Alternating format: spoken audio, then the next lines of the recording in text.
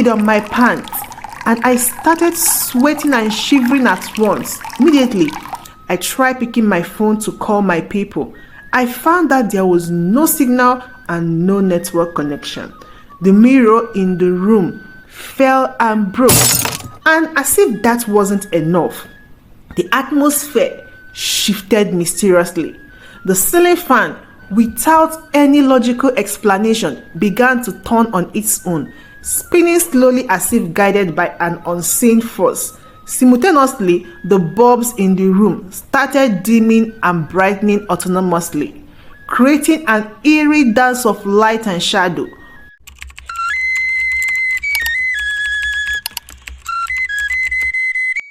I represented my sister on her traditional marriage day because she wasn't in the country. I wore the same uniform with her husband. We did everything together that couples could do. On the ceremony day, as tradition demands, the groom family would take their wife home after ceremony. Of course, my people said I should go with them because some of their relatives would do powder ritual that same day with a welcome note for a new wife. When we got to the village, I was greeted and welcomed like the real bride, and the powder ritual was performed. His mother asked, the powder ritual was quite the spectacle. Did you feel any different? I responded, of course it was unique. I didn't expect it to be part of the tradition. Well, it is our way of welcoming a new bride. The powder signifies purity and blessing. I did feel genuinely welcome, but I must admit it was a bit unexpected. My sister's husband said, it is all part of the tradition. The powder ritual brings good fortune to the new bride. I appreciate the explanation. It is a beautiful tradition and I am honored to experience it. I was so much in the mood of it's my wedding day or night. After the whole event, everyone left and my sister's husband took me to his own building. We discussed and laughed at everything that happened as we were discussing with my sister through video call. My sister said, "Hey, how was everything today?" And I responded how amazing everything was. The ceremony was beautiful. My sister wished she could be here and she asked me how everybody treated me. I told her how I felt like a real bride. We were really having a great time. My sister was excited to hear how everything went and how everyone treated me. Then she asked me to say hi to everyone for her. Of course I will. Then I asked how everything is going on with her over there. My sister responded on a very low tone. "I'm good. I just wish I am there with you all." I told her how she is missing on so much fun here, but I am keeping her on the loop. My sister appreciated me. Then I told her to enjoy the night and we'll catch up later. I will talk to you soon. I excused myself for her to continue the discussion with her husband on the phone. As I entered the room her husband showed me, immediately I entered the room because I was sweating. I entered the bathroom. Shortly after that, I heard a knock on the door. I opened the door. My sister's husband was at the door. He said, "I wanted us to pray together before sleeping. Can we have a moment to pray together?" "Of course," I responded. We held hands and prayed together. And he said, "I just wanted to express my gratitude. You've been so supportive throughout all this. I appreciate you. It is my pleasure. We are family now, after all." He went to his room.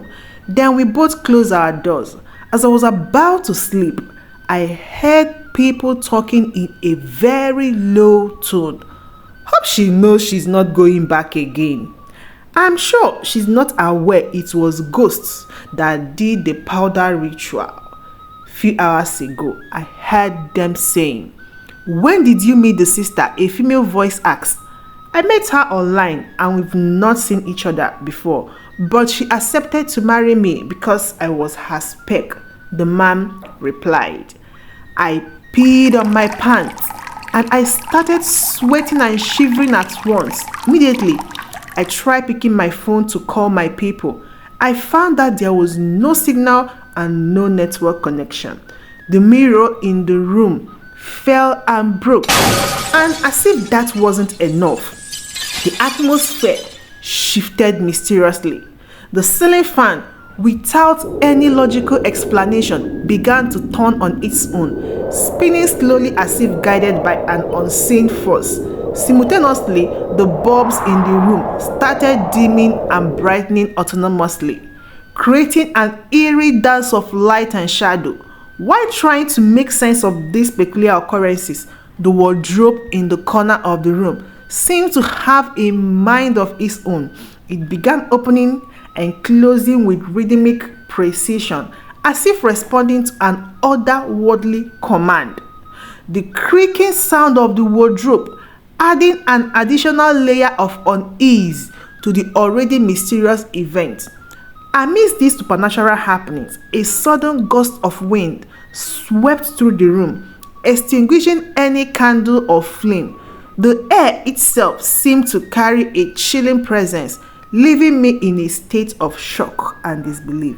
It was as if the room had become a stage for an otherworldly performance. I started questioning the boundaries between the natural. God, is this how I am going to die? God, please save me. God, please, I don't want to die. As my eyes were closed, I felt a touch on my shoulder, accompanied with a voice.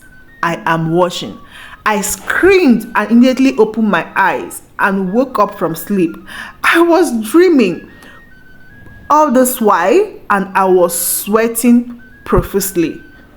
Thank you, God, it was a dream. I ran to my sister's room and narrated the dream to her. After narrating the dream, she asked me if I can recognize the face of the man that came to marry her in my dream. Yes, I can, I answered. My sister took out her phone and opens it and showed me a man that planned to pay her bride price. Is he the one? She asked me.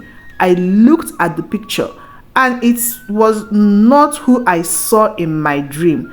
I asked my sister if she has seen this man before. She said no, they just met on social media and he wants to send his people to come represent him soon on their traditional marriage day. Could this be a dream or a message? Thank you so much for watching. We appreciate you being part of this beautiful community.